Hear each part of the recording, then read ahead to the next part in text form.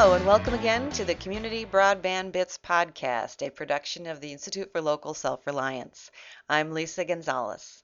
This is our 30th episode. This week we meet Jason Bird, Electrical Superintendent of the City of Princeton, Illinois. Princeton's municipal network serves local government, businesses, and residents. Jason tells us how the city built the network as a way to retain jobs when one of the town's biggest employers was poised to relocate. Christopher and Jason also talk about Princeton's broadband over power line network, which delivers basic, low-cost access to residents and small businesses. Princeton's story gives us another example of how a community doesn't have to make a huge investment to reap the benefits of a municipal network. Jason Bird, thank you so much for joining us for Community Broadband Bits. We're excited to learn more about what you're doing in Princeton, Illinois. Well, thanks for having me. Absolutely. Can you tell us a little bit about Princeton to get started? Yeah, Princeton is located in north central Illinois. We're a small rural community. Princeton is the county seat in Bureau County, and we're the largest city in Bureau County of about 7,800 people. So we're fairly small. The area is driven by agriculture, with some light manufacturing in the area.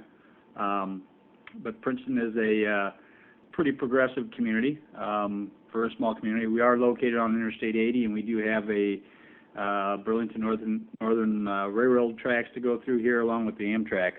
I see on the website that you're listed as an electrical superintendent, but I'm guessing you do a lot more than just electricity.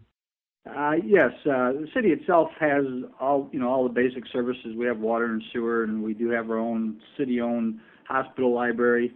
But we have electric utility along with the telecommunications utility in Princeton, which makes us a little unique in Illinois. There's not a lot of cities that have their own electric utility and then do the combination with the telecommunications, and we're one of the few that does that.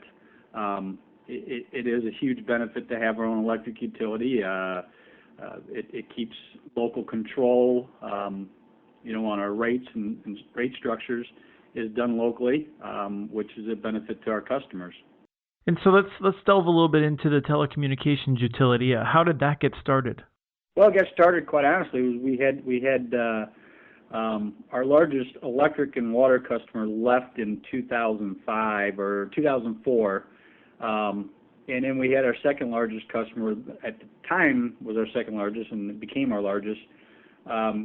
It came to our council and said that there was some concerns here, and if they were looking to locate at that time, Princeton would not be on the map. However, if they were looking to relocate one of their current facilities, Princeton may be one of the first ones that could be going. And we were looking at, in a matter of less than a year, about 800 jobs being lost in Princeton, which is about 10% of our population base, which would be devastating for us. And their reason that they were struggling was the lack of telecommunications. Now, the first company that left had nothing to do with telecommunications, but the second customer that expressed some concerns was due to the telecom.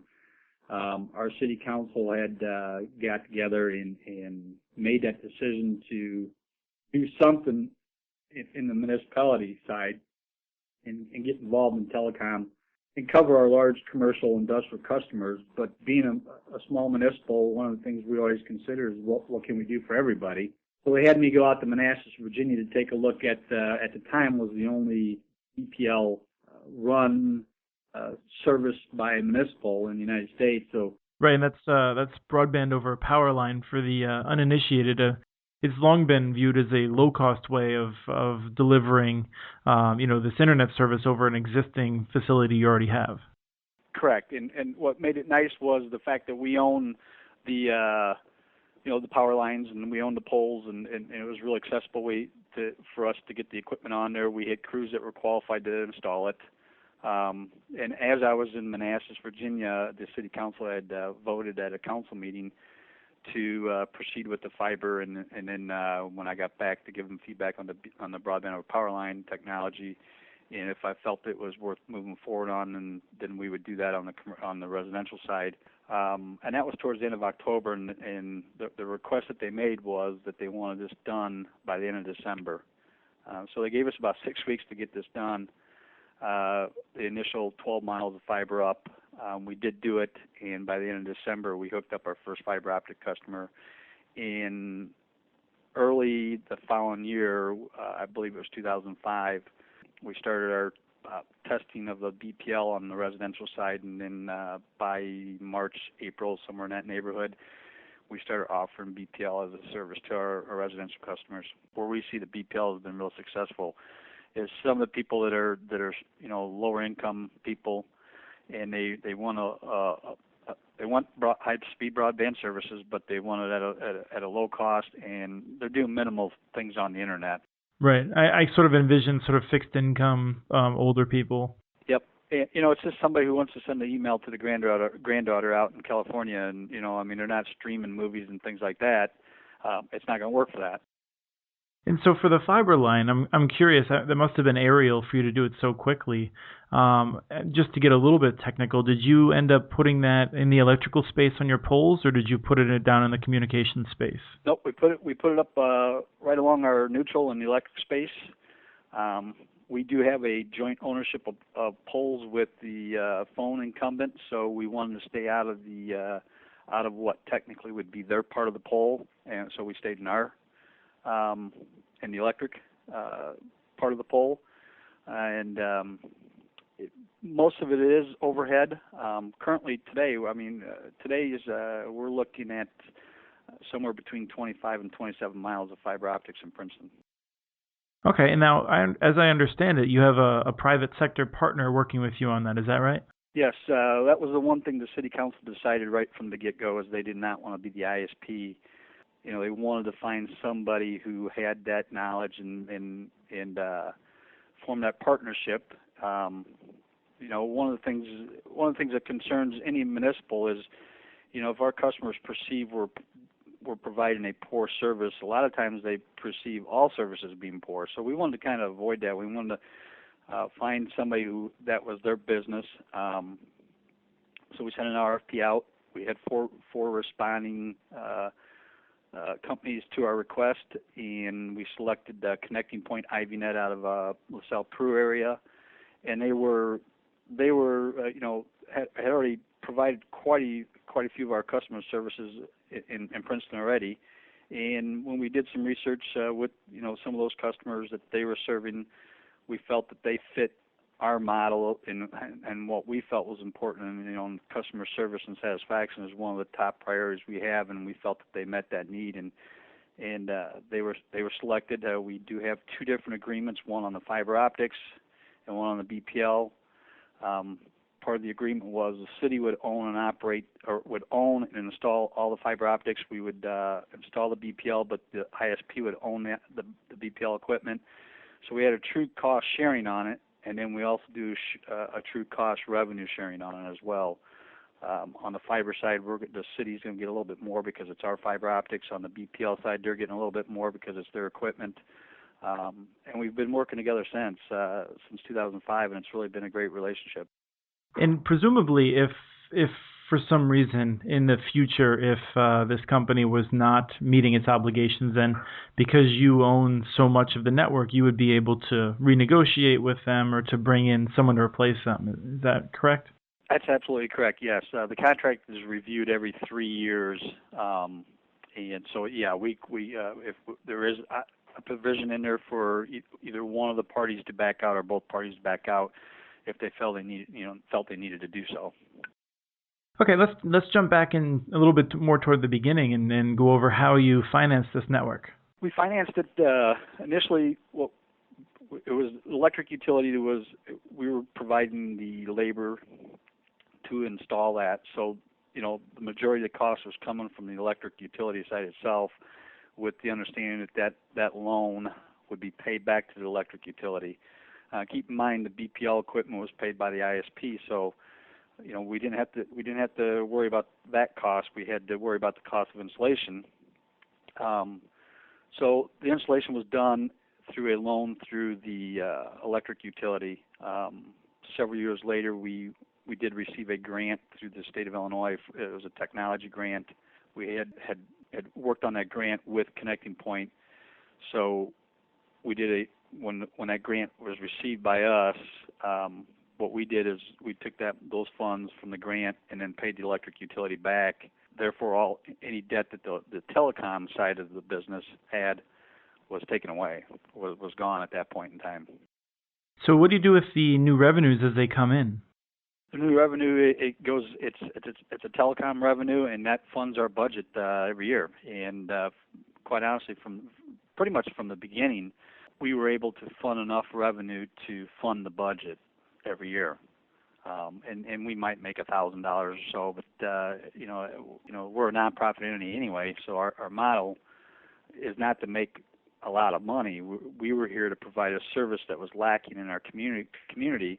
I will say that once we made that decision and we went public with it that we were going to provide BPL and fiber in Princeton, our phone and cable incumbents all of a sudden decided they were going to put fiber optics up and provided better quality services here that they were lacking in the past. And it truly gives our customers an opportunity to pick between multiple services. And if somebody's not performing, they can change. And I think that was what we were hoping for. One of the goals we were hoping for was to bring some true competition here in the community, give our customers a choice, and we did that. And I think that was part of the success of the project. When you say the incumbents invested in fiber optics, I'm guessing that they invested in that in terms of making their mostly middle mile type within their core networks.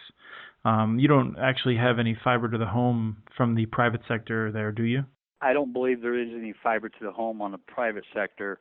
What I should say was, prior to us making that announcement, if you were a residential customer in Princeton, all you could get was dial-up. Oh, okay. Wow. If you were a large commercial industrial customer in Princeton and you wanted a T1 line over copper wire, you were going to pay about $1,500 a month for it. Once we made that announcement, there were some infrastructure improvements by both the phone and cable incumbents. DSL then became available. Cable modem then became available. Prices on T1 lines drastically dropped from the competitors, and again, it's a win-win for everybody in the community. We obviously want people to hook up to us, but we make it a better community with more options and more telecommunications services available to them. So, and that makes it good for the community in a whole. Right, that's one of the things that we're often trying to get people to understand is that when a local government is involved with this or a locally owned utility, they recognize the benefits of just improving access for everyone, even if they're not taking service. And so the community does better because there's DSL available now and there's better cable available. And so that helps the whole community to grow and it achieves the purposes. So I do think that's a very important point. Again, that's just as a municipal utility, that's our model and how we run our business. And I will say that the company that had approached our city council with some current concerns about lack of telecommunications services here was the very first customer who hooked up on the fiber. And then they turned around a few years later and made about a $6 million investment in that business. So we went from potentially losing 300 to 400 more employees to a company making a large investment, hiring local contractors and buying equipment and material. Some of that equipment and material are purchased from local vendors, which is all a benefit to the community through sales tax, etc. And the fact that they didn't close the doors and leave, and we have several more homes sitting empty and people trying to sell those houses, we look at that as a success. And some of the other things that came along that there really wasn't a financial gain out of it. University of Illinois Extension, the city of Princeton Connecting Point, we did a video conferencing center, and Princeton was selected as one of the sites in Illinois to visit your troops over Thanksgiving and Christmas. Those are things that made definitely a benefit and a plus to our community. So you've been expanding the network over the years. You connected, you obviously have the BPL, and then you connected the one business with fiber. But since then, I gather you've expanded that fiber network. Can you tell us who else you've connected? Oh, absolutely. We've got probably about 75 of our commercial industrial customers hooked up to our fiber optics. Our local hospital, our grade schools, majority of the banks in town, what we do with them is if they have multiple branches, is we do a fiber ring, and we connect all the buildings together off of one fiber, and then they can get internet service if they want to through one site, and then share it through all the branches with that ring. About a year or so ago, we made a bid on the grade school, and we felt we were very competitive, and we got the job, and we saved them about $150 to $200 a month on the internet services. We're helping the tax dollars out by saving the school $200 a month in internet services, and again we've got about 75 of our commercial industrial customers. We also have about 8 to 9 residential customers that have fiber to the home. We have a gentleman that lives in town who does some work for NASA, and he needed some high-speed broadband services to his house. We said we'd have it there in 3 days, got it there in 3 days, and hooked him up, and then we partnered with him where we allow him to put his server in our POP site. It's been a great partnership with Tetra Research. And so with the schools, do they have a WAN? I'm always curious because I think a lot of people don't understand just the benefits of having a super fast connection local to the schools, which doesn't even have to incur any transit charges on the internet. Right now we go into the junior high school. We're hoping at some point we can link the 4 grade schools, the superintendent's building, and the junior high together off of a fiber loop, fiber network, and all the infrastructure is there. As a matter of fact, when we first got into the business, we made provisions and put some underground pipe to each one of our grade schools. What we want to do is tie them all together, and then at one point we can provide them the internet, and then they can get it in all their facilities through that point. Okay, excellent. We started off about 12 miles of fiber. Today we're up to about between 25 and 27 miles of fiber, and continue to build out. We do have about 8 residential customers that have fiber to the home. We hope at some point that's our future is to move to that. We also have now got a fiber connection to the outside world. Connecting Point, City of Princeton partner with KDL and Windstream to get that connection to the outside world. Our bandwidth can easily ramp up as we grow, and it has. We're purchasing 50 megabytes of bandwidth, and we're to a point where we're going to have to make that next jump up.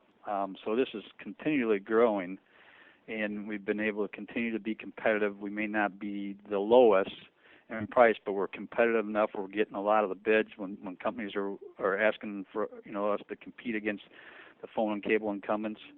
And I think a lot of that has to do with the fact that we feel our service is superior. We have local crews here. Just like in our electric services, when people call, they get a real person on the phone, and they're literally 5 minutes away. Fiber's no different. If there's a problem, they call us. We're 5 minutes away, and we respond, and we take care of the problem. We also have the other thing that we've done with this fiber, owning our own fiber, is we have multiple agreements with Kentucky Data Link where they're leasing some fiber for us, and they're servicing, several, actually quite a few cell towers, but that fiber goes through Princeton, and so we lease that fiber to them, and we part of that leasing agreement is we're going to maintain that for those guys. Okay, are there any other benefits or anything else we should know about this network before we end this conversation? Well, I think anytime any city who's got the fiber network in their community, the benefits are endless. If you're looking for some call centers, economic growth, if you're looking for those kind of jobs to come to your town, we don't have to build that infrastructure. It's already here. So we're ready for that kind of, growth. If somebody comes to our community and is interested in Princeton and needs that high-speed bandwidth, we're ready to provide that. It's not something that they have to wait 6 to 8 months to get. They have to wait 3 to 5 days to get it. So we see that as a huge benefit to our community. And as I said, we're located on Interstate 80. We have Amtrak that comes through here. We're 50 miles away from the Quad Cities. We're 70 miles south of Rockford. We're 50 miles north of Peoria. So we got a lot of large cities around us. And, we feel at some point some of that growth is going to come this way. And we're on a major highway. And the fact that we have our own telecommunications services, we have our crews who can do it. And they got one person to come to one phone number to make a call to get the answers they need. Well, we're excited that it's already been benefiting the community so much, and we'll look forward to learning more about it. I hope you'll let us know as you make more progress. We will. Thank you very much. That was Jason Bird from Princeton, Illinois, visiting with Christopher. For more detail on Princeton's story, visit muninetworks.org and follow the Princeton IL tag, where we have stories on both the fiber and BPL networks. If you have any questions or comments, please send us a note. Email us at podcast@muninetworks.org. Our handle on Twitter is @CommunityNets. This show was released on January 22, 2013. Thanks to the Mojo Monkeys for the music licensed using Creative Commons. The song is called Bodacious.